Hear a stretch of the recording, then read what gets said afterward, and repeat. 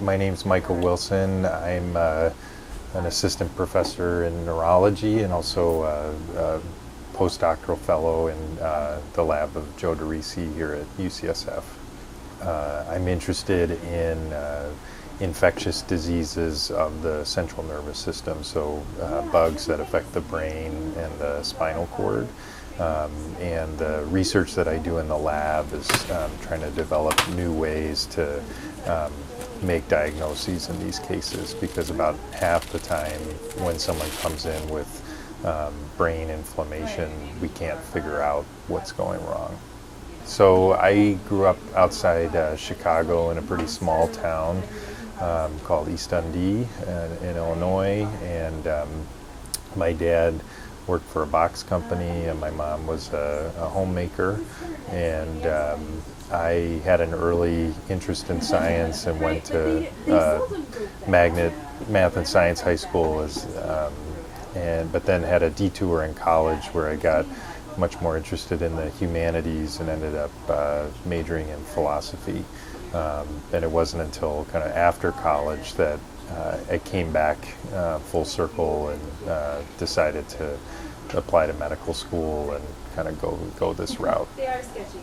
Neuroscience is a real fascinating area of science and medicine. It's kind of glass half empty, half full. There's for a lot of people in med school, when they take the neuroscience classes, people get really interested and think they want to do neurology, but then when they work with patients with neurologic diseases, they get discouraged because there's many of them we can't treat very well right now. But I think on the flip side of that is that there's a big challenge there. There's a lot of room for improvement, and I think that was a major draw to me to try and wade into that and try and make a difference. A lot of what we're doing right now is doing deep sequencing, gene sequencing of patient specimens to see if we can find genetic signatures of microbes that might have gone undetected by the more traditional laboratory methods. So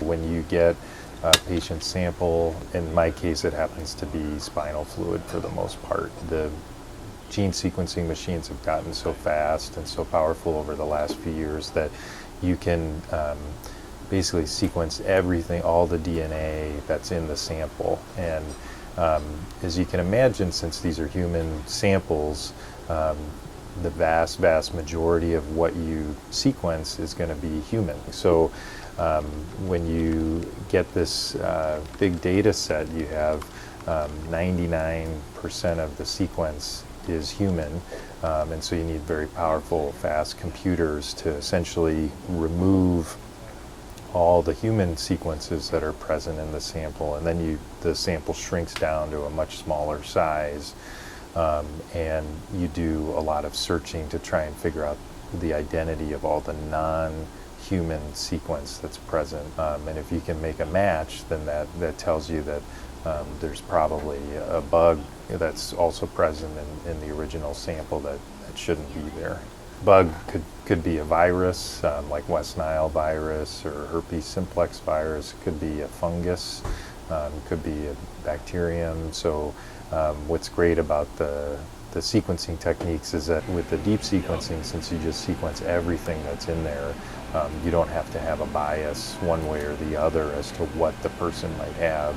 You just look at everything, and so that gives you the opportunity to identify very rare things that you would never think would cause the disease that the person has, or even in rare instances discover totally new viruses or fungi or what have you. I think one of the things that I've been kind of repeatedly pleasantly surprised by is that I think these big institutions like UCSF can be very intimidating, even when you're in them, but especially when you're looking in from the outside. But it really never ceases to amaze me that they really do want people to succeed. They really do want people to come from diverse backgrounds to kind of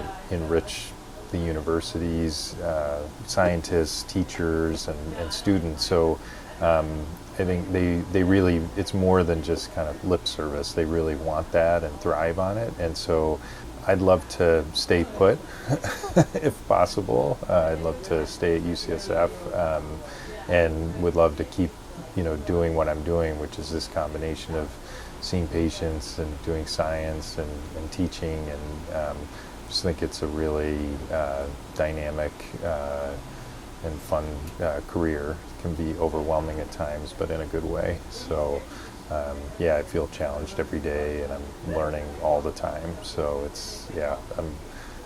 I'm happy where I am. So.